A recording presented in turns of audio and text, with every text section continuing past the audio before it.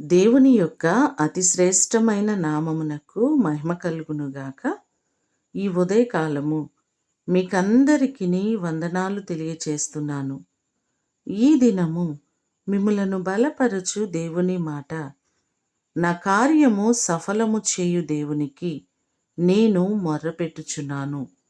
కీర్తనలు 57వ కీర్తన 2వ చరణం. మన దేవుడు మన కార్యములన్నిటినీ సఫలము చేసేవారు.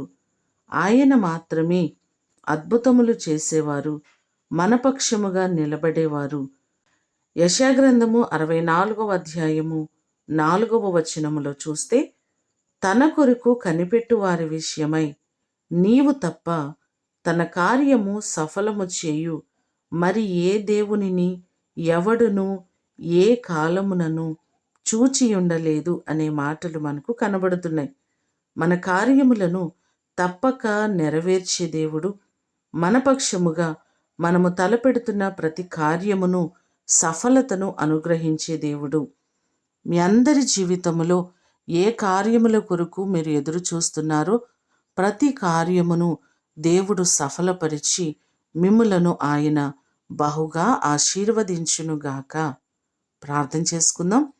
సకల ఆశీర్వాదములకు కారణభూతుడవైన మా ప్రియ ప్రేమ కలిగిన పరలోకపు తండ్రి, మా కార్యములను సఫలము చేసే దేవుడు మీరు మాత్రమే.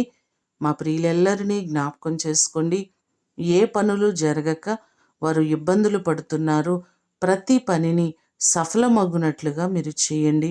వారి చేతుల కష్టార్జితములను, వారి ఉద్యోగములను, వ్యాపారములను మీరు ఆశీర్వదించి నీ కృపచేత వర్ధిల్ల చేయండి.